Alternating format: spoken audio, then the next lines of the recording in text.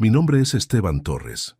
Tengo 64 años y hace exactamente una semana mi propio hijo me gritó, «No vivirás de mí», mientras rompía en pedazos el pan que yo había comprado para la cena familiar. Esa misma noche, retiré todo mi dinero del banco. Lo que mi hijo Mateo no sabía es que acababa de insultar al hombre que había estado financiando secretamente su vida entera durante los últimos 20 años. Imagínate la humillación. Después de trabajar toda mi vida como mecánico, después de sacrificar todo por darle educación universitaria a mis hijos, Mateo me acusa de ser una carga económica mientras destroza el pan que yo compré con mi pensión. «Estoy cansado de mantenerte», me gritó delante de su esposa Mónica y mis 2 nietos. «Ya sos grande, buscate un lugar donde vivir». «Papá, entiende», agregó mientras seguía partiendo el pan en pedazos cada vez más pequeños. «Ya no podemos seguir cargando contigo. Tenemos nuestros propios gastos, nuestros propios problemas», como si yo fuera un peso muerto que había que descartar. Lo que Mateo no sabía esa noche, mientras me humillaba delante de toda la familia, es que cada mes durante los últimos 20 años, yo había estado depositando dinero en su cuenta bancaria, sin que él lo supiera. Dinero que provenía de una herencia secreta que había mantenido oculta toda mi vida. Dinero que explicaba cómo un mecánico jubilado podía vivir de su hijo, sin que su hijo se diera cuenta de dónde venía realmente el dinero. Esa madrugada, mientras Mateo dormía tranquilo después de echarme de su casa, yo estaba en el cajero automático, retirando todos mis ahorros. Más de 12 millones de pesos que había estado usando para mantener a flote a una familia que me despreciaba, sin saber que yo era quien pagaba todas sus comodidades. Al día siguiente, iba a llamar al banco para cancelar todas las transferencias automáticas que había estado haciendo durante 2 décadas. Iba a dejarlos vivir realmente sin mi carga, para que aprendieran lo que significaba mantenerme a mí. Escucha esta historia hasta el final porque te va a enseñar que a veces la gente más humilde es la que tiene más poder para cambiar tu vida. También contame desde qué ciudad me estás escuchando, porque esta historia de ingratitud familiar puede pasar en cualquier parte del mundo.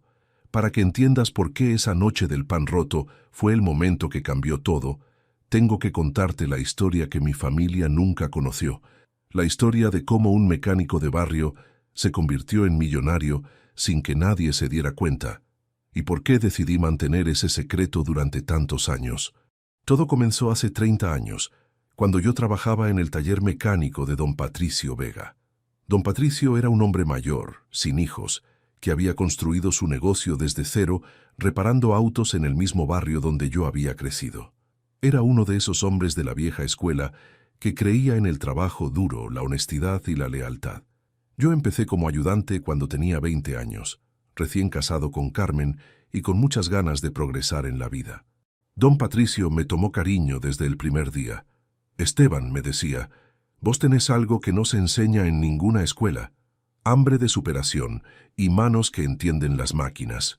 Durante mis primeros años en el taller, don Patricio me enseñó todo sobre el negocio automotriz, no solo cómo reparar motores, sino cómo tratar con los clientes, cómo calcular presupuestos, cómo identificar qué trabajos valían la pena y cuáles no. «Esteban», me explicaba mientras trabajábamos, «un mecánico que solo sabe arreglar autos va a ser empleado toda su vida. Un mecánico que entiende de negocios puede llegar a ser empresario». Don Patricio no solo reparaba autos, también compraba vehículos chocados en remates judiciales, los arreglaba y los revendía con ganancias importantes. Con el tiempo había empezado a comprar propiedades. Primero una casa pequeña que alquilaba a una familia del barrio, después otra, después un local comercial. «El secreto», me decía, «no está en ganar mucho dinero de una vez, sino en no gastarlo todo y reinvertir las ganancias inteligentemente». Yo observaba todo con atención y admiración.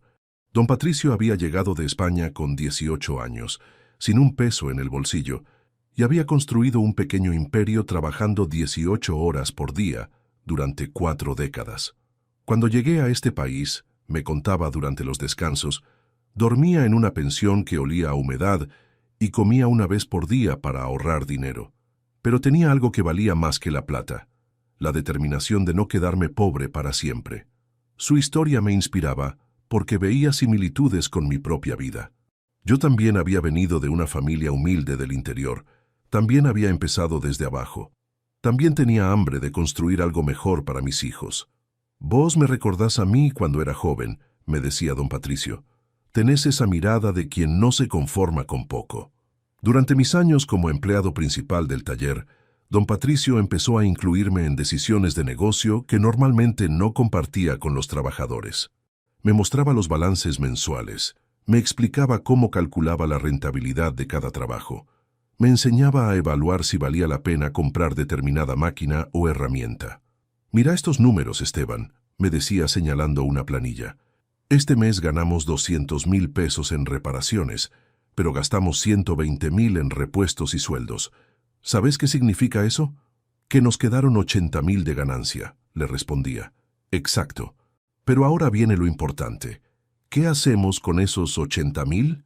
Me explicaba que tenía 3 opciones: gastarlos en gustos personales, guardarlos en el banco para seguridad o reinvertirlos para hacer crecer el negocio. La mayoría de la gente elige la primera o la segunda, me decía. Los que se vuelven ricos eligen la tercera. Con sus enseñanzas, yo empecé a aplicar la misma filosofía en mi vida personal. Cada peso extra que ganaba haciendo trabajos particulares los fines de semana, en lugar de gastarlo en gustos familiares, lo guardaba e invertía siguiendo los consejos de don Patricio. Compré mis primeras acciones, hice mis primeros plazos fijos, adquirí mi primera propiedad de alquiler. «Carmen», le decía a mi esposa cuando ella quería comprar algo para la casa, «esperemos un poco más, estos ahorros van a darnos libertad en el futuro». Carmen confiaba en mí, aunque no entendía completamente mi obsesión por guardar dinero en lugar de gastarlo. Cuando don Patricio cumplió 70 años, empezó a hablarme sobre su futuro y el futuro del taller. «Esteban, estoy cansado. 40 años trabajando todos los días, sin vacaciones, sin descanso. Tengo dinero suficiente para vivir cómodamente, pero no tengo familia con quien disfrutarlo». Su confesión me emocionó porque nunca había hablado tan personalmente conmigo. «¿Y qué va a hacer con el taller?», le pregunté. «Esa es la pregunta que me quita el sueño», me respondió. «No tengo hijos, no tengo sobrinos que entiendan el negocio. Si vendo a un extraño, van a despedir a todos los empleados y van a cambiar todo lo que construimos durante décadas». Fue entonces cuando empezó a plantearme una posibilidad que cambiaría mi vida para siempre. «Esteban, ¿vos qué pensarías si te dijera que quiero que seas vos quien continúe con esto?». La pregunta me tomó completamente desprevenido. «Don Patricio, yo no tengo plata para comprar un negocio como este». «No necesitas plata ahora», me explicó. «Yo ya tengo más dinero del que voy a poder gastar en lo que me queda de vida. Lo que necesito es alguien de confianza que mantenga vivo lo que construí, que cuide a los empleados, que respete la reputación que nos costó décadas construir». Durante las siguientes semanas, don Patricio me explicó detalladamente su propuesta. No era solo venderme el taller, sino enseñarme a manejar todo su imperio de propiedades e inversiones. «Durante los próximos años», me dijo, «yo te voy a ir pasando gradualmente las responsabilidades mientras vos aprendés a ser empresario, no solo empleado». «Pero, don Patricio», le insistía, «¿cómo le voy a pagar todo esto? Me vas a pagar trabajando, dirigiendo bien los negocios, haciendo que crezcan en lugar de que se fundan. Mi pago va a ser saber que lo que construí va a sobrevivir cuando yo me muera». La propuesta me asustaba tanto como me emocionaba. Pasar de ser empleado a ser dueño de múltiples negocios era un salto enorme que no estaba seguro de poder manejar.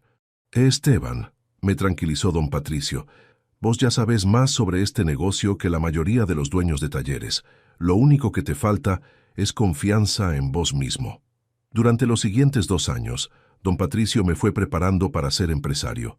Me presentó a sus proveedores de repuestos, me llevó a reuniones con clientes importantes, me enseñó a negociar con bancos y aseguradoras, me explicó las complejidades de manejar empleados y cumplir con obligaciones fiscales.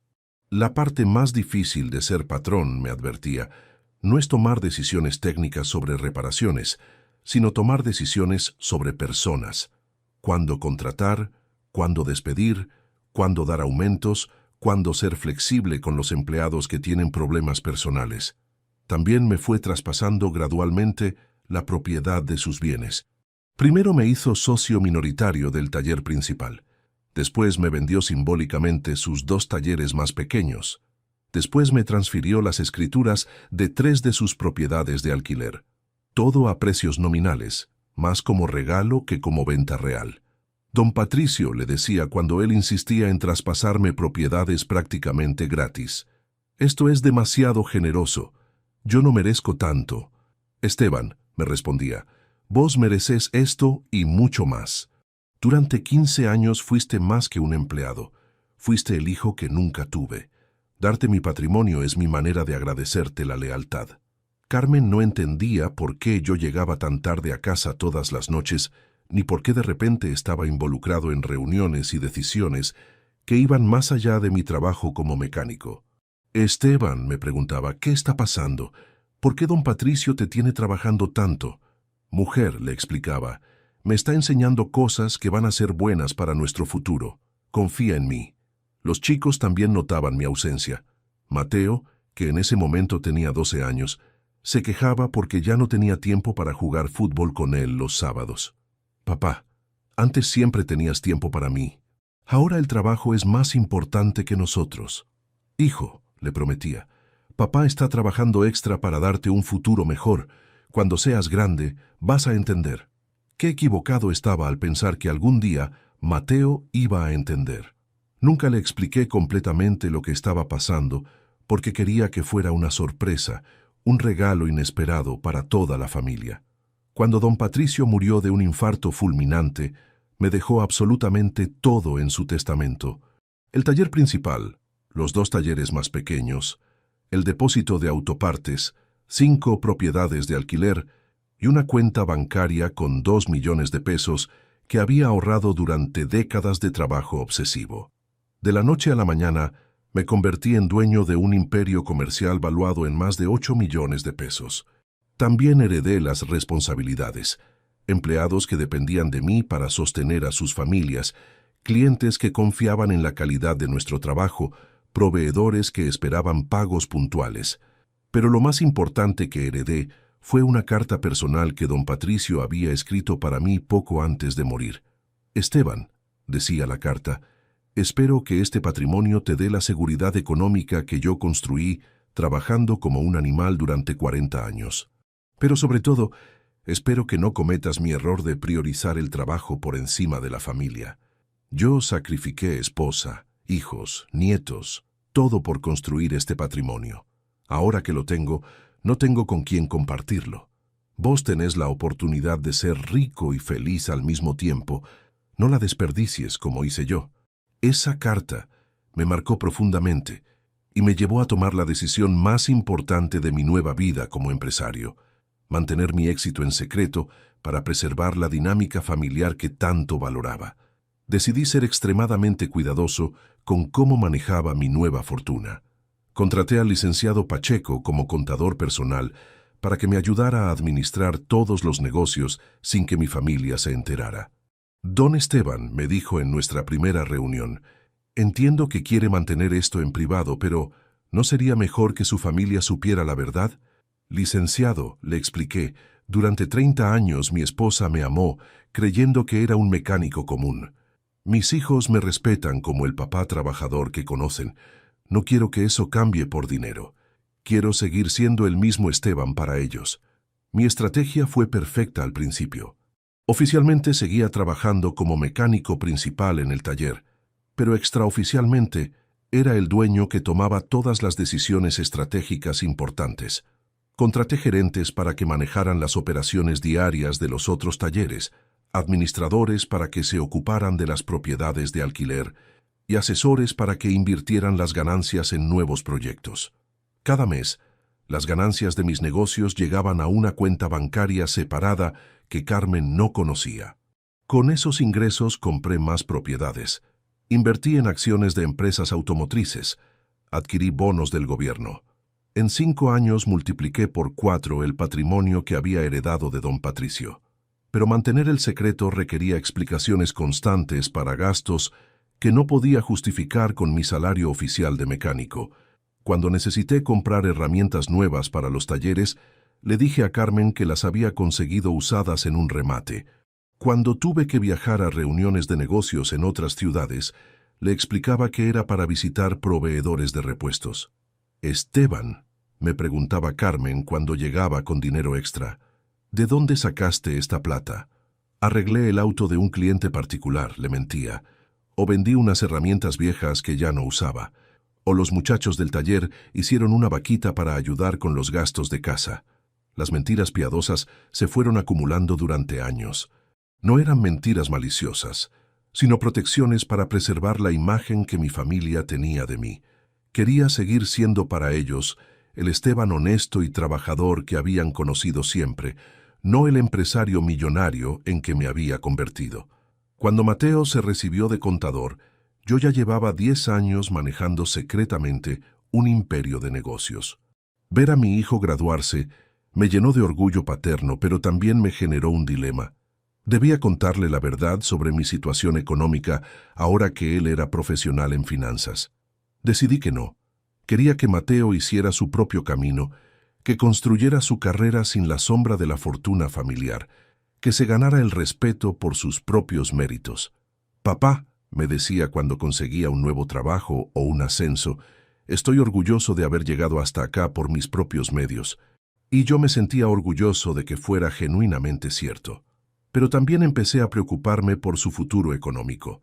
Su sueldo de contador recién recibido le alcanzaba para vivir modestamente, pero no para formar una familia con comodidad. Fue entonces cuando se me ocurrió la idea de ayudarlo sin que se diera cuenta. Transferencias periódicas que parecieran ingresos extra justificables. Al principio fueron cantidades muy pequeñas. 500 pesos por mes que justificaba como ayuda de papá porque me sobró un poco de la jubilación. Mateo agradecía la generosidad, pero no se sorprendía porque era una cantidad razonable para un mecánico jubilado que vivía con modestia. Cuando Mateo se casó con Mónica, aumenté gradualmente las transferencias. 1,000 pesos, después 2,000, después 5,000 por mes. Siempre con explicaciones creíbles. Vendí una herramienta antigua. Me pagaron un trabajito extra. Encontré plata guardada que había olvidado.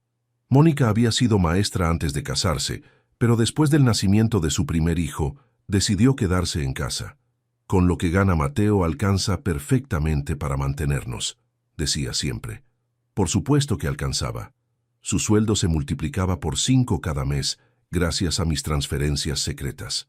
Durante los primeros años de matrimonio, Mateo y Mónica vivían en un departamento alquilado en un barrio de clase media.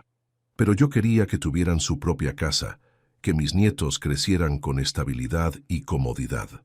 Sin decir nada, empecé a depositar dinero extra en su cuenta para que pudieran juntar para el enganche de una casa. «Papá», me dijo Mateo un día, «no entiendo cómo, pero estamos juntando plata más rápido de lo que esperábamos. Creo que vamos a poder comprar casa antes de lo que pensábamos». «Qué bueno, hijo», le respondía fingiendo sorpresa. «Debe ser que están administrando muy bien sus gastos». Cuando compraron la casa, yo pagué secretamente gran parte del enganche a través de transferencias adicionales. También me hice cargo de la mayoría de las cuotas del préstamo hipotecario, siempre disfrazando los montos como regalos familiares ocasionales o ingresos extra de trabajos particulares. «Esteban», me decía Carmen cuando veía que yo tenía dinero disponible para ayudar a Mateo con gastos importantes, «¿de dónde estás sacando tanta plata? Tu jubilación no da para tanto». «Mujer», le explicaba, «estoy haciendo algunos trabajitos los fines de semana.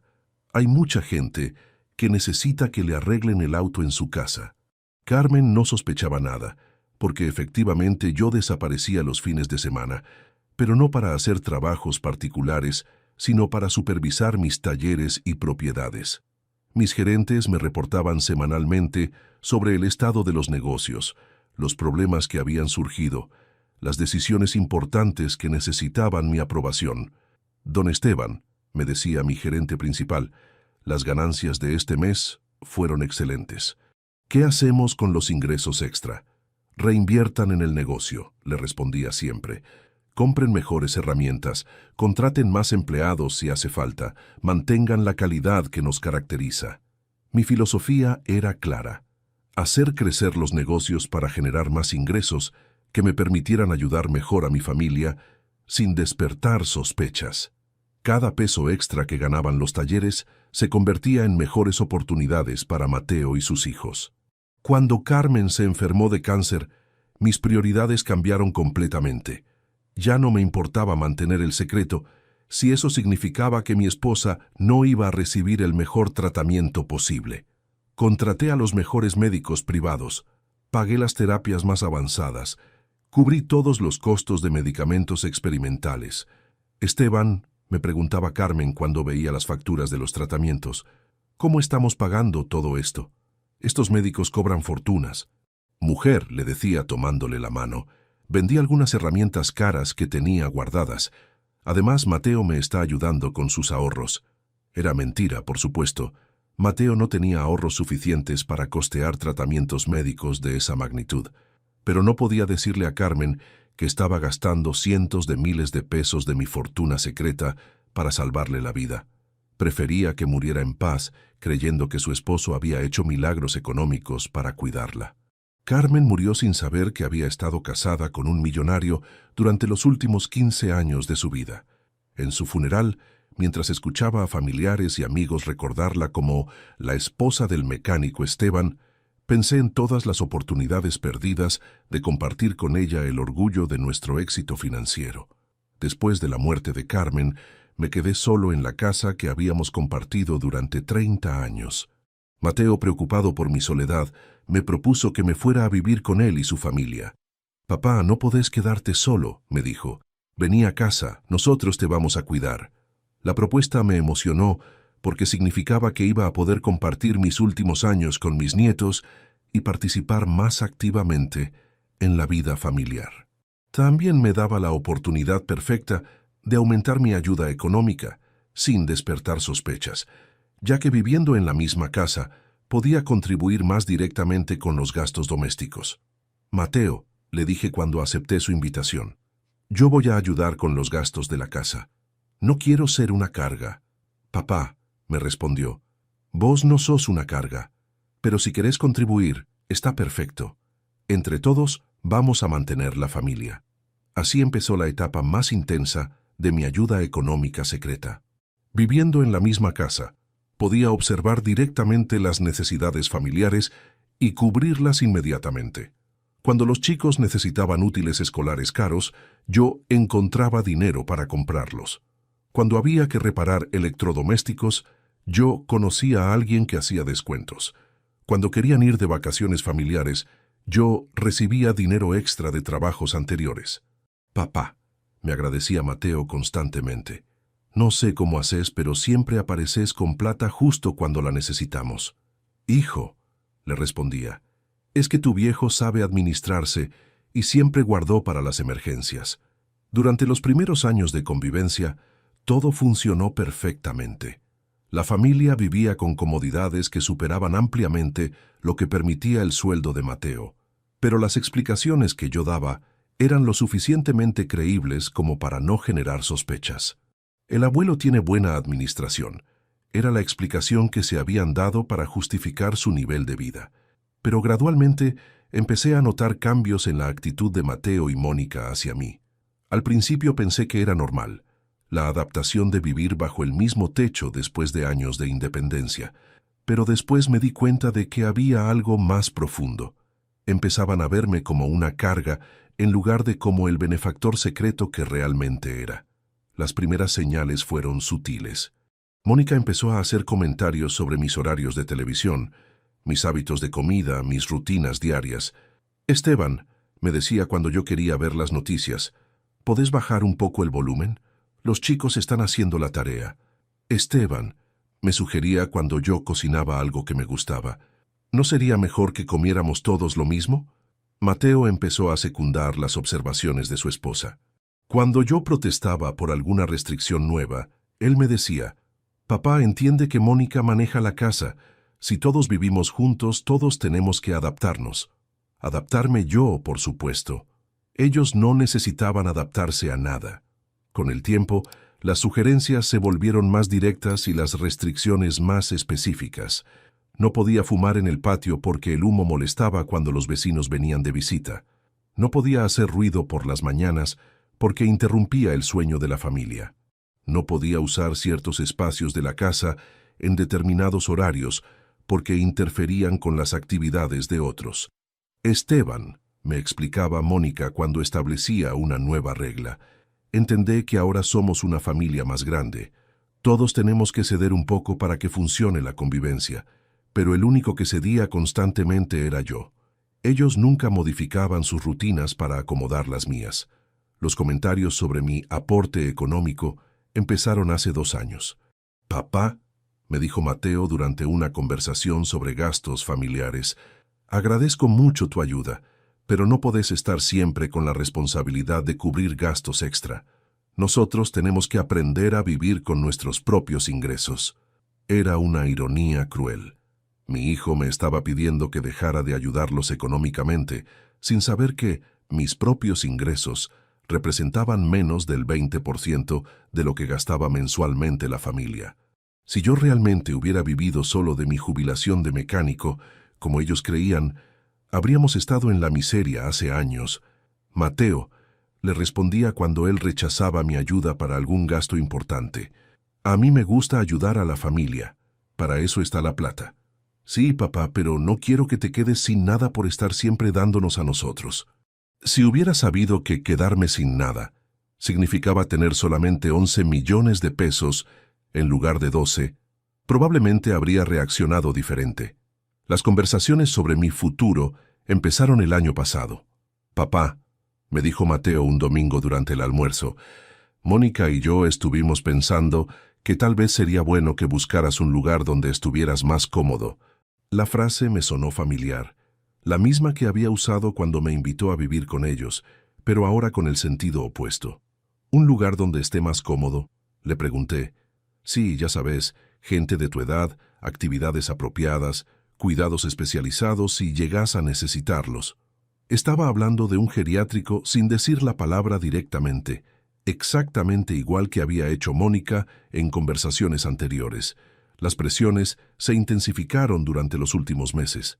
Empezaron a traer folletos de residencias para adultos mayores, a hacer comentarios sobre conocidos que habían elegido mudarse a esos lugares, a sugerir que yo merecía estar en un ambiente más apropiado para mi edad. «Esteban», me decía Mónica mostrándome fotos de un geriátrico, «mira qué lindo se ve este lugar.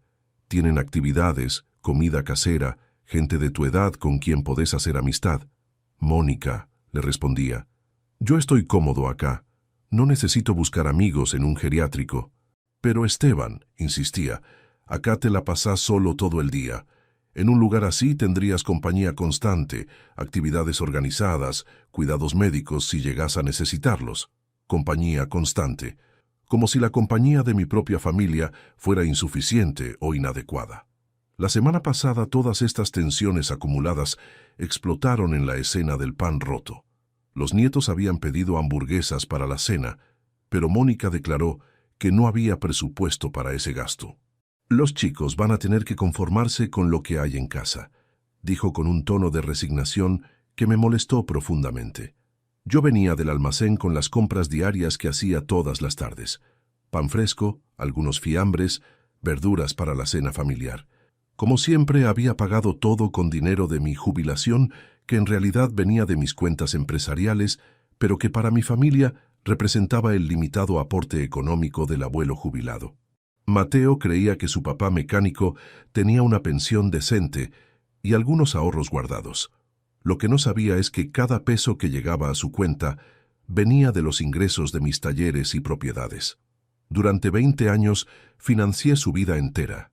La casa donde vivía, el auto que manejaba, la educación privada de mis nietos, las vacaciones familiares. Mónica, su esposa, había sido maestra antes de casarse, pero después de tener los niños, decidió quedarse en casa. «Con lo que gana Mateo alcanza perfectamente», decía siempre. Claro que alcanzaba, porque el sueldo de Mateo se multiplicaba por 5 cada mes gracias a mis transferencias secretas. Durante los primeros años, la convivencia fue hermosa. Ayudaba con los nietos, compartíamos las comidas familiares, me sentía útil y querido. Pero gradualmente las cosas empezaron a cambiar. Mónica comenzó a tratarme como si fuera una carga en lugar de un abuelo valioso. «Esteban», me decía cuando yo quería ayudar en la cocina, «mejor anda a descansar, nosotros nos ocupamos». «Esteban», me sugería cuando yo proponía actividades con los nietos, «ellos tienen que hacer la tarea, no pueden estar jugando todo el tiempo». Poco a poco fui quedando relegado al rol de inquilino tolerado en lugar de patriarca respetado. Mateo empezó a secundar la actitud de su esposa. Cuando yo protestaba por alguna restricción, él me decía, «Papá, entiende que Mónica maneja la casa.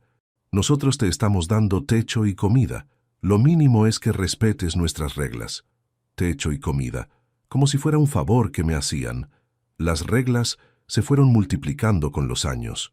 No podía fumar en el patio porque molestaba a los vecinos. No podía ver televisión después de las 10 porque el volumen despertaba a los niños. No podía recibir visitas sin avisar con anticipación porque desarreglaba la rutina familiar. Mi propia casa se había convertido en mi cárcel. Hace 2 años empezaron las conversaciones sobre mi futuro. «Papá», me dijo Mateo un domingo durante el almuerzo, «Mónica y yo estuvimos pensando que tal vez sería bueno que buscaras un lugar donde estuvieras más cómodo». ¿Un lugar donde esté más cómodo? Sí, ya sabes, gente de tu edad, actividades apropiadas, cuidados especializados. Estaba hablando de un geriátrico sin decir la palabra directamente. «Mateo», le respondí, «yo estoy bien acá. No necesito cuidados especializados». «Pero papá, vos ya no sos joven. ¿Qué pasa si te caes y nosotros no estamos? ¿Qué pasa si te sentís mal en la madrugada?» Las presiones se intensificaron durante los últimos meses. «Esteban», me decía Mónica, «ya averiguamos en varios lugares. Hay residencias muy lindas donde podés hacer amigos, tener actividades, estar bien atendido». «Mónica», le respondía, «esta es mi casa tanto como la de ustedes.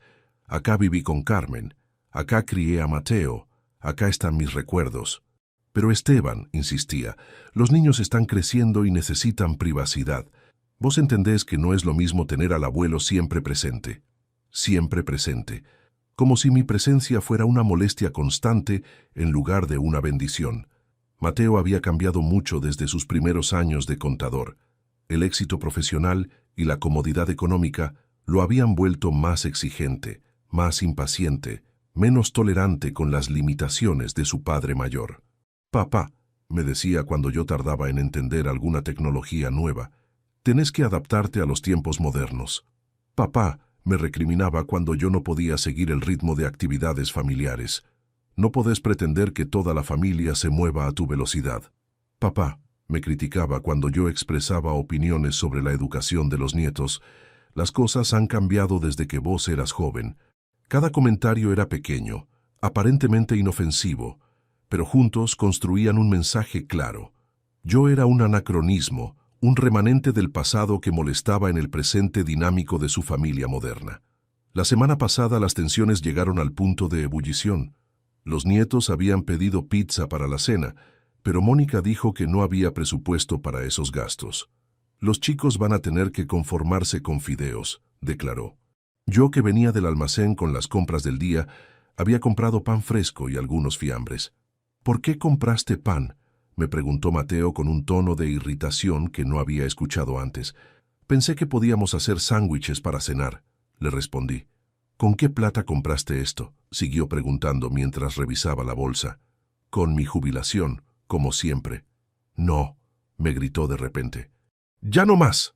Estoy cansado de que gastes en cosas innecesarias mientras nosotros tenemos que ajustarnos». Tomó el pan de mis manos y empezó a partirlo en pedazos, tirando los trozos por toda la cocina. «No vivirás más de mí. No vas a seguir gastando nuestro dinero en boludeces». «Mateo», traté de calmarlo, «es solo pan. Lo compré para todos. No es solo pan», siguió gritando mientras destrozaba lo que quedaba. «Son años de vos viviendo de nosotros, años de nosotros bancando tus gastos, años de nosotros sacrificando nuestros gustos para mantenerte». Mónica y los nietos miraban la escena sin intervenir. Mis nietos veían a su padre destruir el pan que había comprado su abuelo, mientras lo acusaba de ser una carga económica. «Ya no podemos más», concluyó Mateo. «Mañana empezás a buscar un geriátrico. Se acabó el verso de vivir gratis acá». Esa noche, después de limpiar los pedazos de pan que Mateo había desparramado por la cocina, me fui a mi cuarto y abrí la caja fuerte que tenía escondida detrás del ropero.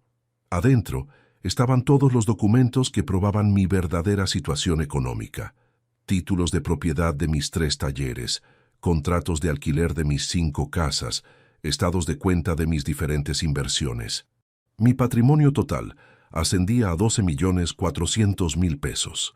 Yo, Esteban Torres, el mecánico que según su hijo vivía de él, era millonario varias veces, y durante 20 años había estado transfiriendo más dinero mensual a la cuenta de Mateo que lo que él ganaba en su trabajo. Saqué mi teléfono y llamé a mi asesor financiero. «Licenciado Pacheco», le dije, «necesito cancelar todas las transferencias automáticas que tengo programadas, todas, sin excepción». «¿Está seguro, don Esteban?» «Son transferencias que lleva haciendo muchos años».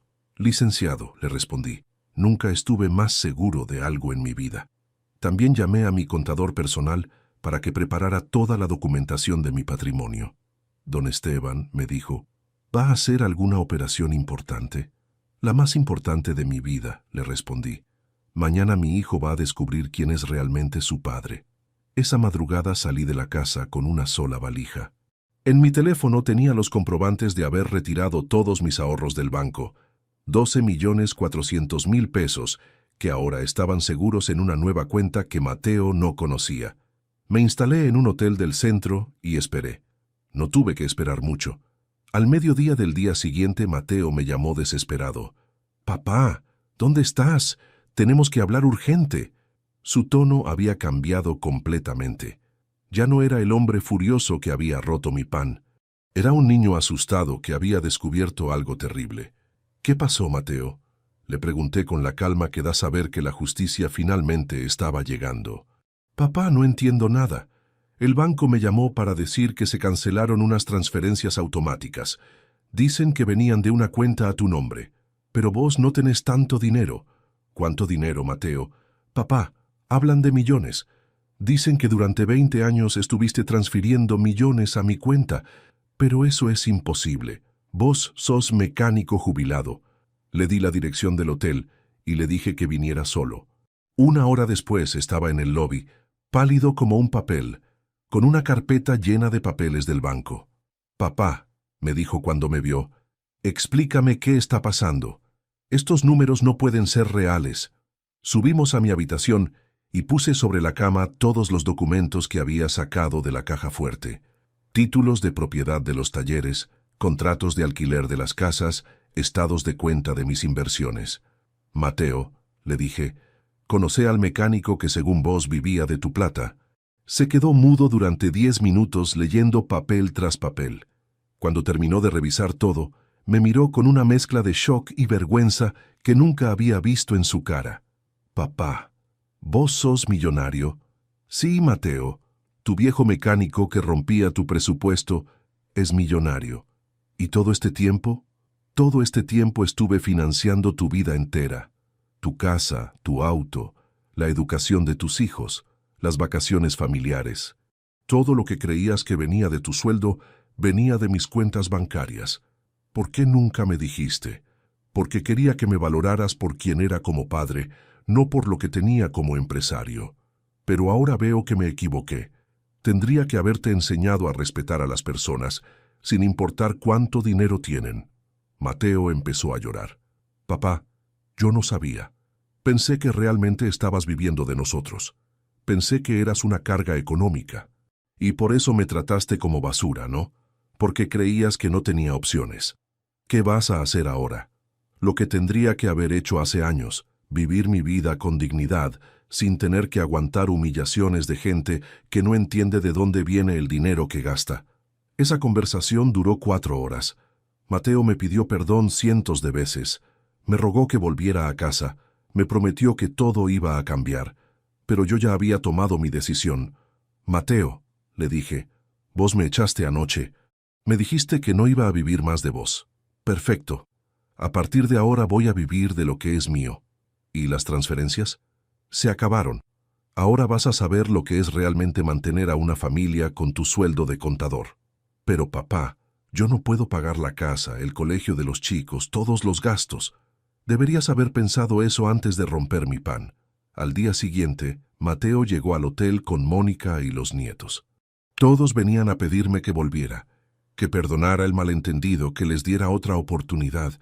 Abuelo, me decía mi nieto mayor, ¿por qué no querés volver a casa? Porque ayer tu papá me dijo que yo no podía vivir más de él, y tiene razón, ahora voy a vivir de lo que es mío. Mónica estaba desesperada. Durante años había vivido como señora de clase media alta, sin saber que esa vida la financiaba el suegro al que trataba como estorbo. Esteban, me rogaba, todo fue un malentendido. Nosotros te queremos, te necesitamos en casa. ¿Me necesitan a mí o necesitan mi plata? Le pregunté directamente. No supo qué responder. Esteban, trató de explicar, nosotros no sabíamos que vos tenías tanto dinero. Si hubieran sabido, me habrían tratado mejor, ¿no? Ese es exactamente el problema. Durante esa semana, mientras yo me instalaba en un departamento de lujo que compré al contado, la vida de Mateo se desmoronó completamente. Sin mis transferencias mensuales, descubrió que su sueldo de contador no alcanzaba para mantener el estilo de vida que había considerado normal durante 20 años. Tuvo que vender el auto para pagar las cuentas atrasadas. Mónica tuvo que volver a trabajar como maestra para ayudar con los gastos.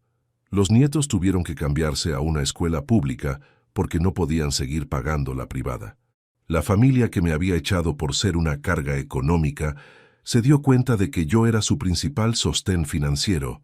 Papá, me llamaba Mateo todos los días. Te necesitamos. No podemos vivir sin tu ayuda. Mateo, le respondía, ayer podían vivir perfectamente sin mí. ¿Qué cambió? Cambió que ahora sabemos la verdad. La verdad es que nunca quisieron saber quién era yo realmente. Hace 3 meses que vivo solo en mi departamento nuevo. Tengo una empleada doméstica que me cuida sin hacerme sentir inválido. Tengo vecinos que me saludan con respeto. Tengo actividades, proyectos, amigos nuevos. Por primera vez en años me siento valorado por quien soy, no tolerado por lo que aparento. Volvió Mateo a visitarme. Sí, pero con una actitud completamente diferente. Ya no es el hombre arrogante que rompió mi pan. Es un hijo humillado que entendió que había perdido al padre por tratar mal al hombre. Papá, me dice ahora, perdóname. No sabía quién eras realmente. Mateo, le respondo, el problema no es que no sabías que yo era millonario. El problema es que no sabías que yo tenía sentimientos. Pensaste que podías humillarme porque creías que dependía de vos. ¿Les devolví las transferencias mensuales? No todas, pero sí empecé a ayudarlos de manera diferente. Ahora les doy dinero con condiciones muy claras.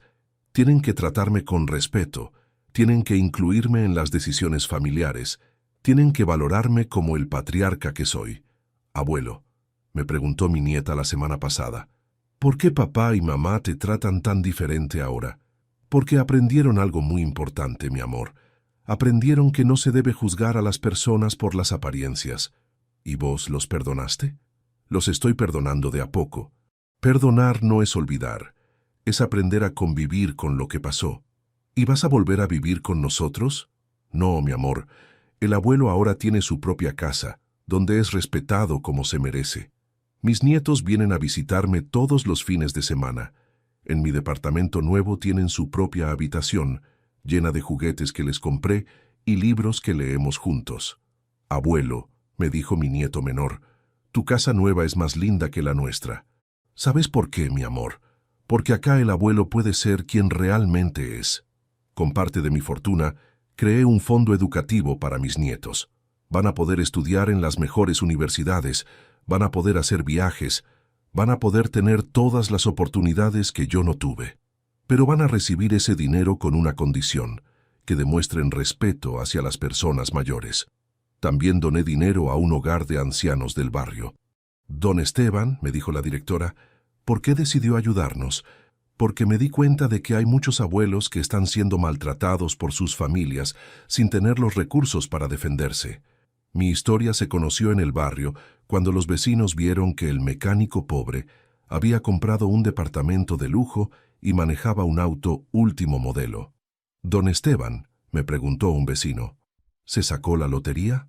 «No», le respondí. «Solo decidí dejar de fingir que era pobre. Mateo ahora trabaja en uno de mis talleres, no como favor familiar, sino como empleado que se gana el sueldo con esfuerzo.